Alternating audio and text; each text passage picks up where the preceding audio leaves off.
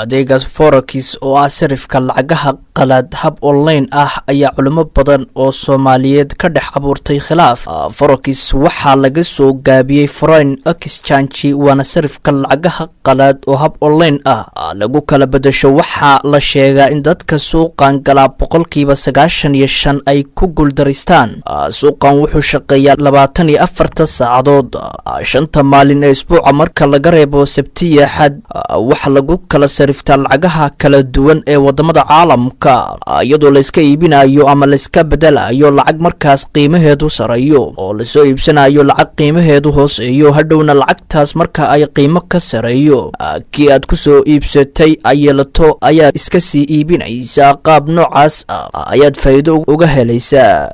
kan waa Sheekh Dr. Cismaan Ali Faarax wuxuu ka tirsan yahay culimada Soomaaliyeed ee magaalada Muqdisho wuxuuna yiri forex wuxuu ku tilmaamay adeeg xaraan qaas qofku markii hore markuu rabo suuqaas inuu ka ganacsado oo uu lacag gashado wuxuu u tagaa dad loo yaqaano brokers ama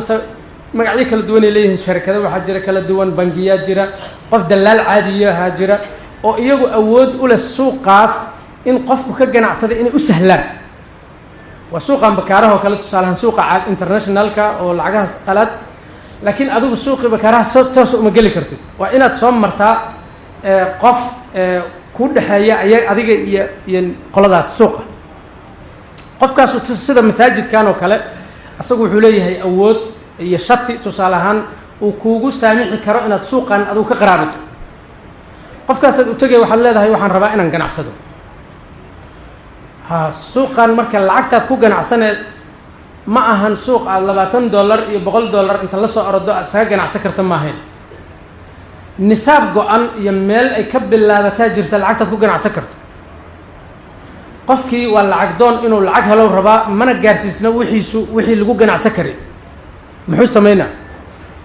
qofkan uu tagaa wuxuu leeyahay waxaan rabaa in aan suuqan ka ganacsado oo la ii ogolaado inaan suuqa galo حلي وسهلنت ما قل عقد هيدا وحلي هي $1 هي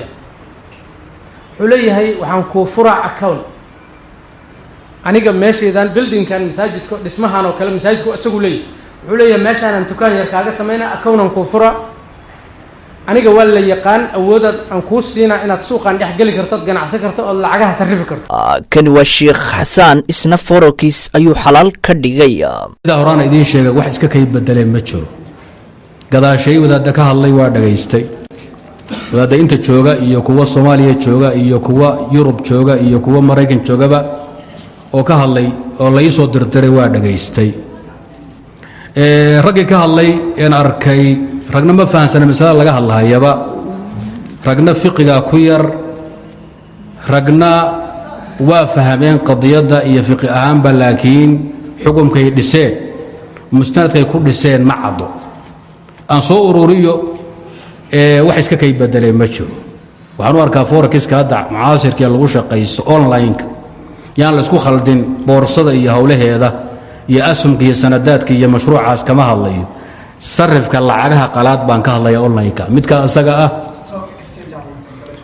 kaas iga daa kan aan ka hadlay horaan aan ka hadlay inuu xalaal yahay oo bannaan yahay oo usan dhib lahayn baan u arkaa ma doonayo شيء إلهي إذن كحرمان إذن بنيه شخصيا آخرنا دنبيسا أن قادوا سيدو كلام بدور شيء إلهي إذن بنيه إنان إذن كحرمه وإسكم مثل بضا مسألو حليس كذا إليه أنا أقول تيدا مركان أدكورنا إنان باروا إذن شيء دبنا أقول نغضي مرصد حاد فيريي وحلو حرمه ما أرى وذا دوه إسكم عن دافين أبحاث أن أخريي نينك إيلاد وذا ده عربيت وأنك يا دكتور محمد علي القري أستاذ في الاقتصاد جامعة عبد العزيز ملك عبد العزيز بجدة أو بجدة أيوك يا دكتور بحثي بوليها لتجارة الهامش وير وصدق إلى بيجة إن الأخيران كايرك وتكفهم كرتان مع أخذة يقابك الأسكو خلافسية مجامع الفقه وين سيب أغنى قاشين إن له بيشكتوا وقوني ماشي هسألوا بدنيا أنا قصيدة يدوبا وحكومة قيمة فهمكيga yarka rabbigu adoonsaday kani waa sheekh cali nuur jaamac wuxuu xarimay ganacsiga onlineka isagoo ku baaqay in lagu ekaado ganacsigii hore ee xalaasha muslimkaan u naseexaynayn markii hore maxaa sidaanoo kale nadwa looga qaban waayey waxaan islayn dadkaana waa dad muslima meeshaan gaale ma joogto dad boqolkiiba boqol muslimaan ku naqaan wadaadadana nin kastoo la weydiiyey laba iskhilaaftay kuma aanan ogayn magaalada waa wada sheegayeen intaasaa ku filanaan islahayn shay walbana xajbigiisaa lagu qaabilaa haddaan aragnay dadaan u aaba yeelin inay jiraan balqayladhaanta inaan kor u qaadno oo culayska jira culays u munaasiba qaabilino saasay ku timid wallahu a'lam. suuqan waagii hore waxaa ka shaqayn jiray dawlado iyo shirkado gaar ah balse iminka qof kasta oo heli kara internet computer iyo mobile ayaa baran kara kana shaqaysan kara isagoo gurigiisa dhex fadhiya haddii uu bixiyo shuruudaha gaarka ee suuqa lagu galo suuqan waxaa ku jira bangiyo dhayleed ah iyo shirkado iyo shakhsiyaad tanina waxay muujinaysaa in culimada Soomaaliyeed ay isku khilaafsan yihiin xaranta iyo xalaaleynta adeega forex oo adeeg online ah lagu kala iibsado.